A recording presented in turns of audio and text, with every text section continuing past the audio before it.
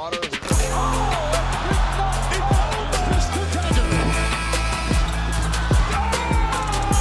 B going to work in the paint. Eastern Conference Final. New NBA champion. And it's a team from Toronto, Canada. We, the North, are now we, the champions. What is going on, Raptors Nation? It is Luca here, back with the Raptors Nation podcast, back with my guy Sean Davis of Lakers Nation, and we are going to talk Raptors. The Raptors season is over. Their 2023-2024 season has come to an end. Raptors' fifth worst season of all time, their worst season since 2010, 2011, but the season's in the rear view. In this one, we're going to be looking ahead to a very important offseason for the Raptors, which encompasses a very important 2024 NBA draft. Before we dive right into it, do us a solid, guys. Hit a like on the video and also subscribe to the channel for more Raptors content over here on the Raptors Nation YouTube channel. And also, you can check out all of our article work over at raptorsnation.com. Sean, it's been a minute. I know you've been busy with the Lakers. They just got a huge win. They got Nuggets in round one. Thank you so much for popping on the pod once again. How you doing, my man? Doing good, man. Doing really, really good. I don't sleep much in general, and these next few weeks are going to be, I feel, dialed up to 11 with it. But I love this time of year. Like, truthfully, like April, late March through June, outside like personal basketball season for the team, I could just probably my favorite time of the year because it's just straight basketball, and it's awesome. It's awesome. And I got to give Sean his flowers. One of the hardest working guys in this industry. I mean, he's got all the Lakers stuff going on. And I'm like, Sean, I got to get your thoughts to close out what has been just a crazy Raptor season. And he made some time. So, Sean, I got to give you some love where it's due, my man. Thank you so much. I appreciate it. Appreciate it, bro. And it is a perfect segue because Sean was on the pod a couple weeks ago when we speculated what could happen with Jontay Porter, who's obviously going to be a main talking point on this show. It's been revealed, you know, to no one's surprise, I would say, because people did think he was going to be guilty with the details that did come out. Jontay Porter officially banned for life from the NBA after the investigation proved that he is in fact guilty of the allegations. And Sean, I mean, some of the stuff that has coming out is just unbelievable. I mean, Porter betting on Raptors games, and this thing has just been one crazy, crazy scenario. But Sean, what were your initial thoughts to when the news broke that Jontay Porter is in fact banned following what had happened with the betting investigation? Like you said, I was on the pod a couple of weeks ago, and we talked about this being a very real possibility. Now, at the time, my thought process was I would probably just suspend him for a year, right? And then you go from there. But like they thought it was, deemable. Maybe I just made up a new word. It deemed worthy enough. There we go. To just give him a lifetime ban. I'm reading this Shams tweet right here that. The investigation found Porter disclosed confidential information to sports bettors, limiting his own participation in multiple games or one or more games for betting purposes. I mean, somebody connected to Jontay Porter placed an $80,000 parlay to win $1.1 million. Yeah, betting that Porter would underperform. I mean, I don't know how harsh I should be here, but like. We're just gonna be transparent. You know how like idiotic you have to like think to like really think that like that's not gonna like raise a red flag in the system, huh? With all due respect, some random dude that barely plays. Yeah. There's an $80,000 bet at that on him to get the unders. This can't be right. Like something is obvious like that is going to get flagged, right? And he left the game early due to illness, so right. Like, he pretend to be sick.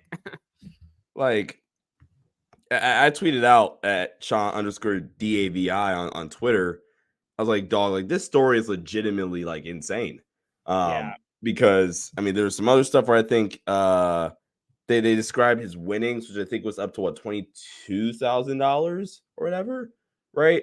Which I'm like, dog, somebody I have a good relationship with on X, on Twitter or whatever. They said They said bro threw his career away for $22,000 when that's probably what he makes in 2 hours or whatever. I'm like, yeah, that sounds about right. So I don't know, man. Like the whole thing's bizarre. There's a section of like basketball or just social media in general that's really upset with the NBA for giving him the suspension or a lifetime ban. Not because it's not worthy of it, but because of how they've handled other stuff, which, like, for example, the Miles Bridges case, right? Which, and I'm not defending it, right? The NBA's logic in that situation appears to be, hey, look, he didn't play last year anyway, so take that as a year suspension by itself.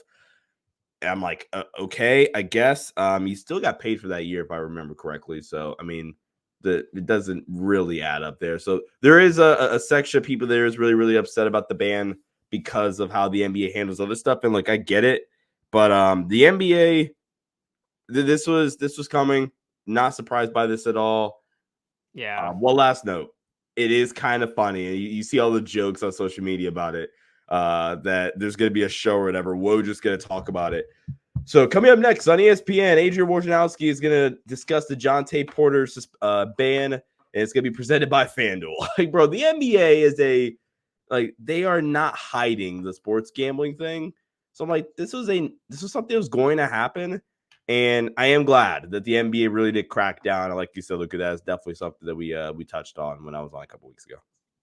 Well, even during the TSN broadcast over here in Canada, in one of the games that Porter ended up being guilty in, they ran a FanDuel segment in between quarters. So it's everywhere. And it is crazy because it's the first time this has happened in the NBA. And I just want to run through this very quickly. Porter did place at least 13 bets. This is from an NBA release that they put out following Porter's situation. He put at least 13 bets on NBA games using an associate's online betting account. And these bets ranged in the size of $15 to 22 grand for a total of 54K. The total payout for these bets was 76K. And then, like Sean said, resulting in net winnings of 21K, close to 22K, 21K, 965. So yeah, he basically threw his career away for that. And none of the bets involved any game in which Porter played. 3 of the bets were multi-game parlay bets that included one Raptors game in which Porter bet that the Raptors would lose. And what's sad is, Sean, like, I agree with you. The ban makes sense. We both predicted it was going to happen, so it was not shocking to me at all. What's really disappointing is the just human side of this, because look, Jontay Porter, it was very idiotic, very, very dumb what he did. Just threw away his NBA career. 24 years old, had a bright future ahead of him, just threw it away just like that. But you know, if he legitimately does have a gambling problem, like, I hope the dude gets the help that he needs, because this is very, very sad to see just a young player of his caliber just throw away his career. And what really got to me was when I read this from TSN beat reporter Josh Lundberg. This is what, and this is what he said. Shout out Josh. Shout out to Josh. He said Good this. dude. This is what Jontay Porter told me in January, 10 days before the first 2 games where he left due to illness. And I quote, "I'm lucky to be in this position. Been dreaming about this for the past 3 years. To get this opportunity again, 1 million people would die to be in my position." And that's bang on. How many dudes don't make the NBA dream about this opportunity to be put in this position, to play for an NBA team, to get minutes? Hell, Jontay Porter was contributing, Sean, when they had a lot of injuries. You know, Jakob Poeltl was down. They're banged up.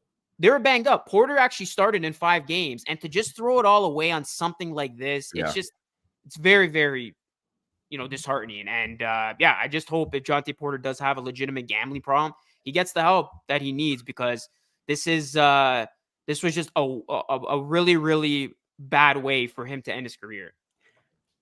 So a couple of things. I think one, that's kind of why, another reason why at the time I was more on the side of maybe you just do a 1-year suspension without pay or whatever, and you have to do like some therapy or whatever to like really like try to get like if he does have a really like actual gambling addiction, get that taken care of. Because like you said, there is a human side to it. I think the thing that made the NBA say, okay, no, absolutely not, and why they probably went to the extent of the ban, one, the amount is kind of absurd, and 2, the fact that he bet on his own team. I think that's where the NBA said, okay, no, we are drawing the line here. I think they already were kind of leaning that way, But I guess the straw that broke the camel's back, if you will, was the fact that he bet against the Raptors, his own team, where if he didn't do that, and maybe it was some, I think betting on himself too was also like something that didn't help him out. But if it was some like generic bets, I'm not saying that like it should be allowed. You're in the NBA or whatever. Like just focus on being a damn player. But I think we could have seen a situation where, okay, you know what? Here's what we're gonna do. We're gonna give you a 1-year suspension, unpaid or whatever. If you want to go that far, you have to complete this amount for like a gambling edition course or whatever to get over it. And in order to reapply, to get in air quotes reinstated or whatever back to the league, right? But betting against the Raptors, betting against himself, literally, I think was the thing that really made the NBA say, okay, no, absolutely not. Because was it James? No, it was Calvin Ridley, NFL, right? That his situation is also kind of weird though. The NFL suspended him for a year, and you just saw he talks about now how like that kind of affects, but his amount was way lower too. Like I think the actual amount, it only came out to like 8,000, like overall in terms of, like if you added up the winnings and like how much.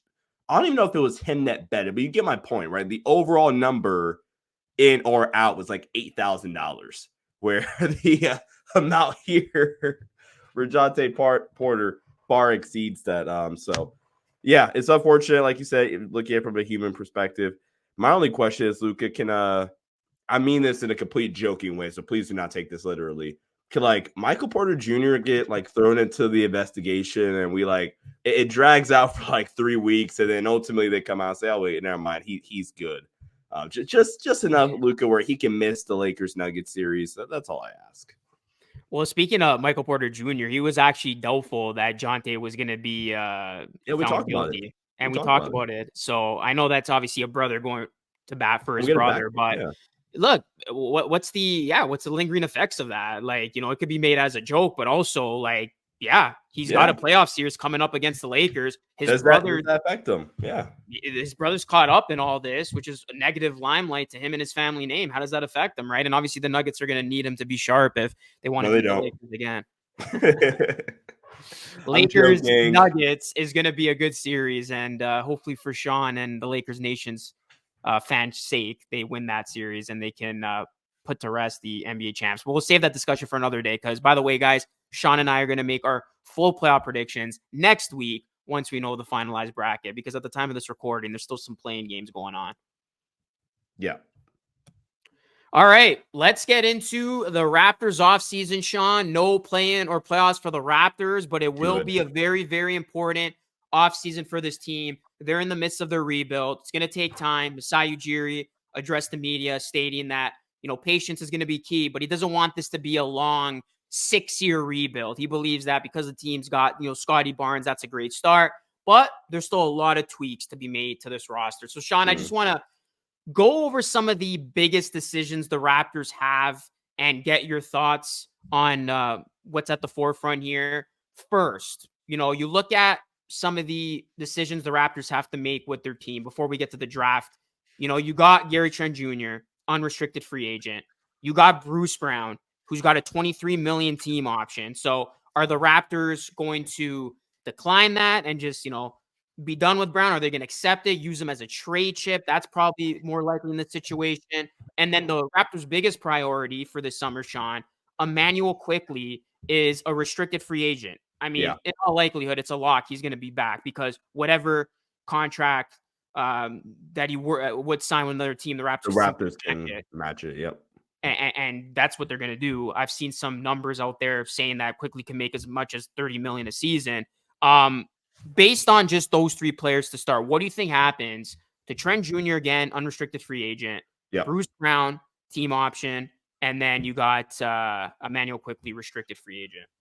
I think Quickley's the easiest guy, so I'll start there. I think Quickley's the easiest. I think Bruce Brown's the second easiest for me, at least. And then Gary Trent Jr. is the one that I think is probably the weirdest out of the three. But Quickley, I think like you said, I think Quickley ends up back on the team. It makes no sense. Also from an asset management standpoint, like I can't justify just trading OG and then probably the best piece, no disrespect to RJ, the best piece of the deal for OG. We just you would have to make the conscious decision to let him leave, because like you said, he is a restricted free agent. So any contract that a team gives him, the Raptors can simply just match it. I would be absolutely stunned, Luca, if Emmanuel Quickley is not on the team. Bruce Brown, I think one of two things is going to happen. I don't know how much this first one has been talked about. I think a decline but extend in a way could be a move where they go where the Raptors decline the team option, but hey, Bruce Brown, let's work something out, maybe long term, where we get maybe a 3-year deal, but the contract is way better, right? So it's like a 3-year deal, like $11 million or whatever for a year, right? Something along those lines. I also think like if the Raptors are really going to embrace a rebuild for one more year, I could see them potentially just picking up the team option, because Sean, well, why would they do that through the rebuild? Because it's a tradable salary and you have that $23 million team option on your books for next season. It's not like if we are like really going to be a team that's trying to rebuild, you're not actively spending in free agency necessarily. So like that money really doesn't affect you, in my opinion, at least. So I think one of those two things that are most likely. I do think Bruce Brown comes back. I actually kind of want Bruce Brown back, just as a guy that is a good veteran in the locker room. He's an NBA champion. He has a nice skill set still. I think it's a good defender. If he can find some of the 3-point shooting ability back this season, that'll be big. And then Gary Trent Jr. is interesting. I probably let him walk. Like that's what my gut says. Just let him walk. And then Grady Dick, here's your like big opportunity now, like to really take over those minutes, especially because I am a proponent of bringing Bruce Brown back. I mean, obviously you're bringing Quick back. I think I feel pretty good with just letting Gary Trent Jr. walk. Or if I did, I don't even see a world where I think they're going to choose between Bruce Brown and Gary Trent, though. I don't think both of them come back. I'll just say that. Well, if the Raptors let essentially both go off the books, they will have some cap flexibility to work with, which is the other side of this. But yeah, when I look at it, I mean, Emmanuel Quickley's a lock. Raptors are going to match whatever. And I think he is going to end up getting that, $30 million per season. That's what I projected on the show a couple weeks ago. He is the point guard of the future. He's shown a lot of good things. You wouldn't have made that big trade if you weren't going to bring him back. And it's interesting you say he's the better of the two with him and RJ. Quickly, he's shown tremendous upside, and a guy who constantly gets compared to is a Tyrese Maxey of the Sixers, right? And we saw Tyrese take that next step when the Sixers traded Harden. He had more of an offensive responsibility, and now look where the Sixers are. So I think Quickly is just scraping the surface on how good he can be, and the same could be said about RJ, because both these guys are still so young. Quickly's 24, RJ's 23. So yeah, Quickly's definitely going to be back. You want to keep that trio of Barnes, Quickly, and Barrett together for at least a foreseeable future. And then Bruce Brown, my prediction is, Sean, they're gonna accept it. They're gonna use them as a trade chip, and I think a contender's gonna want them. A contender's gonna want them, and I think the Raptors are gonna go back because like they wanted a first-round pick for Bruce Brown. Now, are they going to be able to get that? That remains to be seen. But I think you could get value for Brown because a contender's gonna want them. You use them as a trade chip. And look, the Raptors were desperately trying to get rid of him before the 2024 trade deadline. Nothing amounted to what they wanted. That was via Bobby Webster. So they're going to be patient with this thing. And I think they're going to get something that they want. So I think that's going to happen with Brown. They're going to end up trading him. And then the last bit here is Gary Trent Jr. I don't know. I'm torn on Gary Trent Jr. because, like I said it for the longest time, like let him walk. Like, especially with Grady Dick waiting in the wing. He finished up the season strong, turned it around in the second half.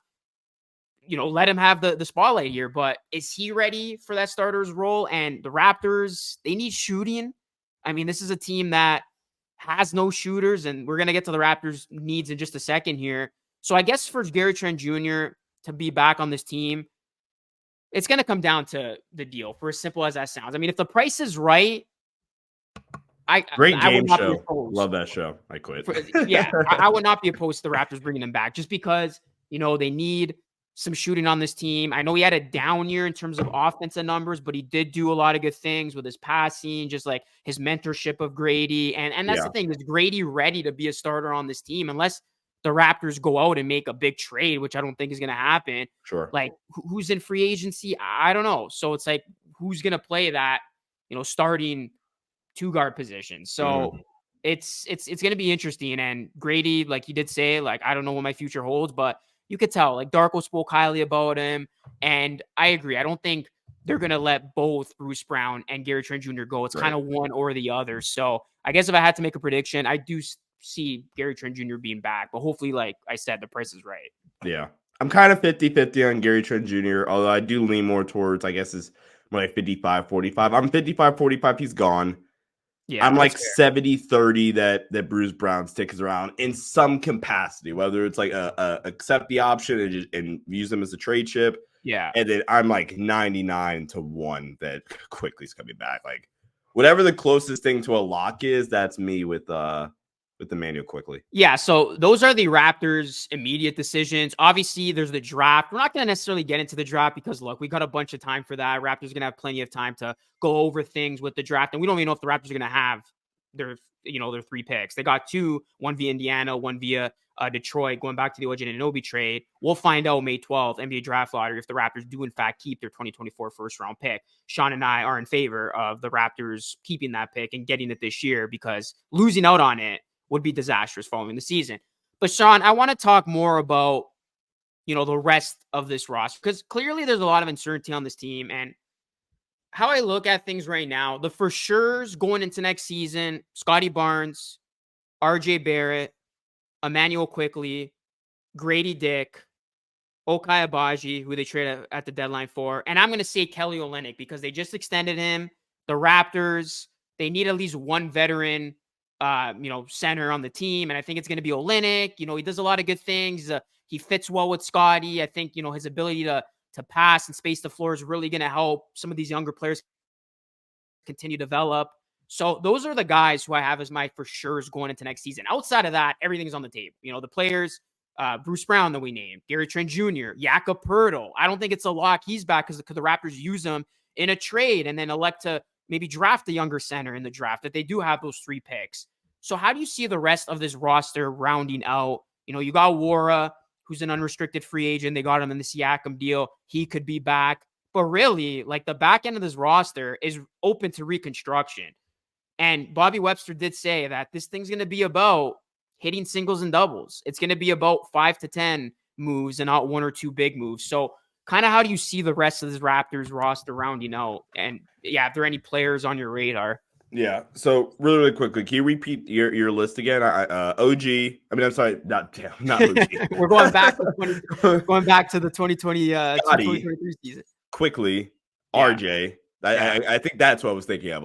Honest and true was RJ.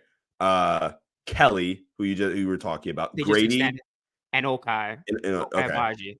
So Okay. those are my for sure's going into next season. Like bulletproof, I think, none of those guys are going anywhere. Right.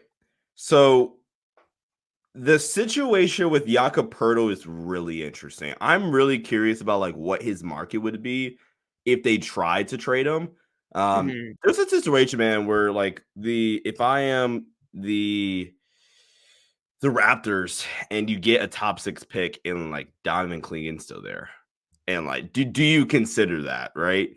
Like in my first mock draft for my personal channel, I actually didn't take Clingan because I was in the mindset of, you know what, we're paying Poeltl, let's keep Poeltl around, etc. But like, hey, who knows, right? So I think how this team, how they view, how Darko views Jakob Poeltl internally, and how the league kind of views Jakob Poeltl and his contract. Jakob Poeltl will have 2 years left, and then I'll have a player option in 26-27, his age 31 season.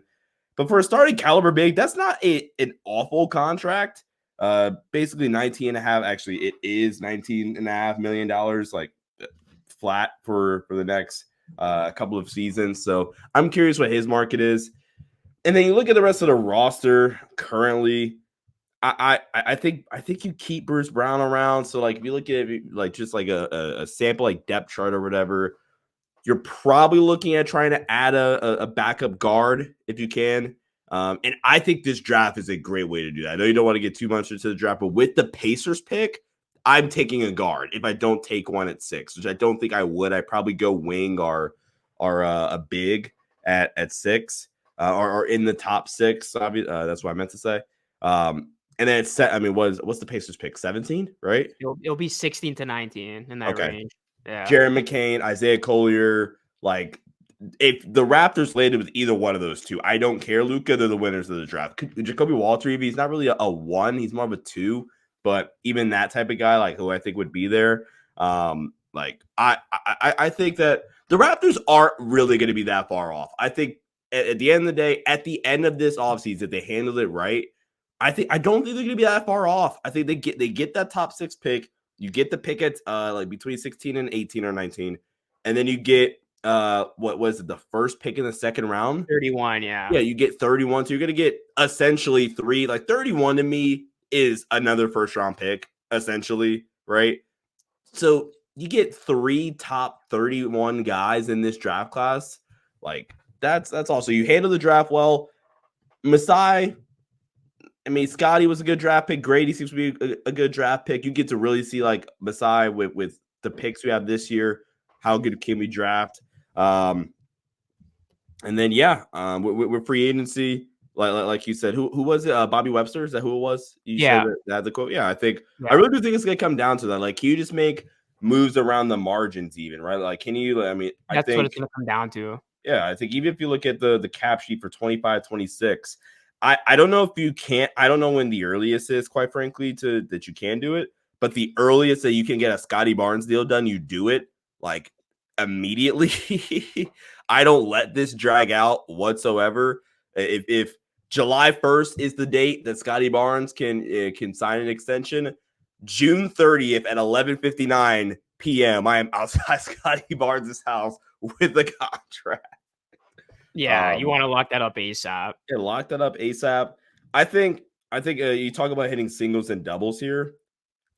I wouldn't be surprised if the Raptors wisely try to, with any potential free agents they do bring in, they try to leave 25, 26, and especially 26, 27 as untouched as possible, right? So I would expect a lot of short-term deals for the Raptors. Again, another reason why maybe just picking up Bruce Brown's option just makes sense. You either trade him or you just let him expire.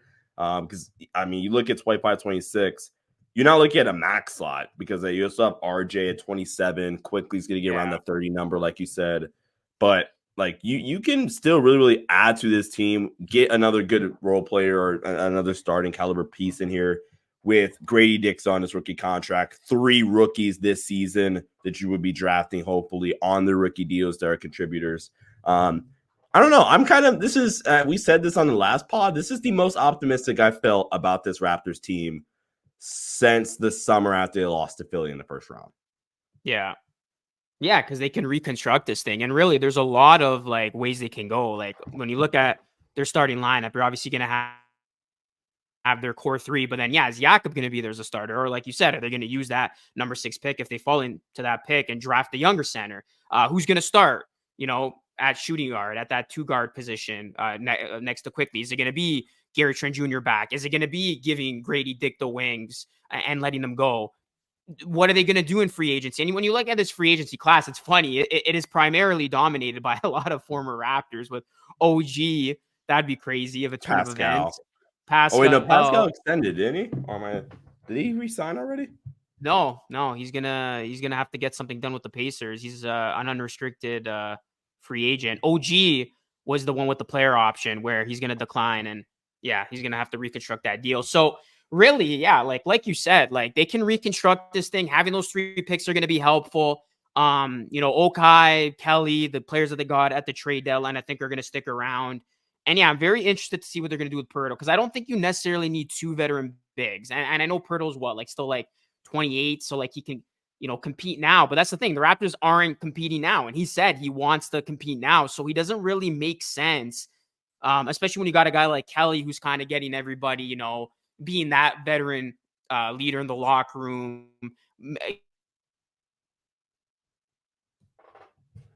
So are they going to move off from Jakob? That's going to be interesting. And then when you look at free agency, I mean, I don't know, is there like a big name the Raptors can get? Like, Nick Claxton has been brought up, but doesn't really make too much sense. I'd rather the Raptors just draft the younger center, especially if you are going to go the route of trying to trade Jakob Poeltl. I guess the other guy, just looking at potential free agents that would make sense, and I don't know what his market will look like, is a Malik Monk, but you would think the Kings are going to bring him back. I mean, that I would don't be a know, guy who though. would be intriguing I because don't you know, slot though. him into the starting lineup with Quickly, Barrett, RJ. Barnes, and then whoever Yeah. you have at the center. Like, that's a pretty compelling You're spot. scoring that. You're not going to get any stops. You're scoring the hell out of the That's the ball. thing. I don't think Malik Monk goes back to Sacramento. I think Monk's going to get a bag somewhere. Like, He's 26. yeah, like he's only 26. I think Malik Monk's going to get like 18, maybe 18's a lot, between like 16 like $22 million. I think Monk's going to get a pretty nice deal somewhere. And good for him, man. We talk about like stories in the human aspect or whatever. His career turnaround's been really, really nice. Seeing like where he started from in Charlotte, which really is only because he just didn't get opportunity in Charlotte. Comes to the Lakers, gets a great opportunity, takes a mid-level exception from Sacramento, and I mean is balling there. And they're in the playoffs now. Oh wait, crap, not yet. They have to beat New Orleans. I think they'll beat New Orleans though. And then gets to be a free agent again. So shout out to him. There's some interesting like around the margins moves that like can be made. A name that I wouldn't be surprised that I would actually kind of keep an eye out on potentially for like if you want to go back up big. I mean maybe you don't need one, but like Jackson Hayes, I could see being a potential target. Let's see other potential fits for the Raptors. I think this free agency class isn't the best in general. Yeah, I'm looking through some of the names now. Like a lot of these names won't make sense. Like, yeah, Klay Thompson, you got Bruce Brown up here. Maybe you get like a Kyle Anderson, maybe. I think that. Yeah, I was looking at that. That's the thing. I think the Raptors are not gonna go for the big fishing, but they're gonna get those guys around the margin. What about like a Tyus Jones, just got to him. Tyus, backup guard. Yeah. And they need that. They need that. Like Gary Harris, even. I mean, again, I don't know. This isn't. I think the point we're kind of getting at here. This isn't the offseason, in my opinion, to where I'm going big spending, which is again why if they just picked up Bruce Brown's team option, it wouldn't surprise me. And they're gonna also pay quickly, a good contract. So you got to take account for that. So I think this offseason in a nutshell, and Sean's probably gonna agree, is just gonna, and we'll get more into this later on. Like I said, just the draft. Like a lot of trying to hit on something here is gonna come through the draft. Because like you said, 3 picks, top 31 players. Like you can fill some needs there, and you have 3 young guys being added to an already young core. So that's going to be the compelling part of the Raptors, and also some of the internal decisions they got to make with, Gary Trent Jr. And that's probably another reason why you could see Gary Trent Jr. come back, just because when you look at some of the players on the market, and you're going to need, around the margin type of players, bring back Gary Trent Jr. Look, at the end of the day, you need shooting. He's one of the better spot up shooters in the NBA. So maybe the Raptors do elect to bring him back on a deal that makes sense. So I don't think we're going to be in for a crazy offseason in terms of big fish hunting, but there could be a lot of minor moves, and Bobby Webster alluded to that, 5 to 10 versus 1 or 2 big ones. So it is going to be interesting for the Raptors. And Sean, I know you touched on this, but just quickly as we get out of here, Raptors' biggest needs, in your opinion, what would they be when you look at this team going into the draft and into the offseason? I'm trying to get as much shooting as possible. I think that is you need shooting, but also like versatility at the same time, and it's a weird combination of shooting, upside, and versatility, right? Yeah. So I say a guy like Isaiah Collier, who isn't the most refined shooter, but I just think of Isaiah Collier from USC. If you guys don't know, I would really encourage you to check him out. And even I broke him down on my channel for my top 10 guards in this draft class. He is such a freaking, for one, he's 18, right? So like the upside is still freaking ridiculous.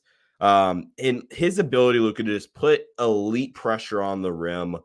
He really improved as like a decision maker down the stretch. I think it's I'm not saying like if quickly isn't like the long-term play, but I think Isaiah Collier's upside might be a little bit higher than Emmanuel Quickly. So like if you did go if you did make a move like that, I would be a big fan for the Raptors of it. I think, especially at like 17, I think the value would be just be too good.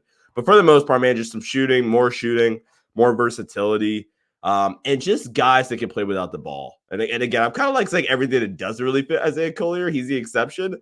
But I mean, I kind of was skeptical on Darko, and then I think before the last pod, I just started randomly. I started watching the offense or whatever, and watching kind of how Darko ran the team from an X's and O standpoint. And I got really behind some of the stuff he was doing. Like some of the stuff, he just really utilized his players' strengths nicely.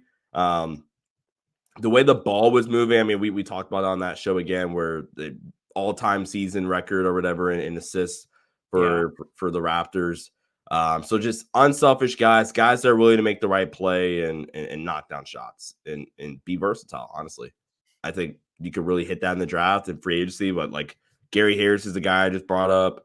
We both brought up like a Tyus who would really help set the table for that second unit. Malik Monk even kind of fits the bill a little bit. So yeah, I'm excited, like truthfully, for the Raptors offseason.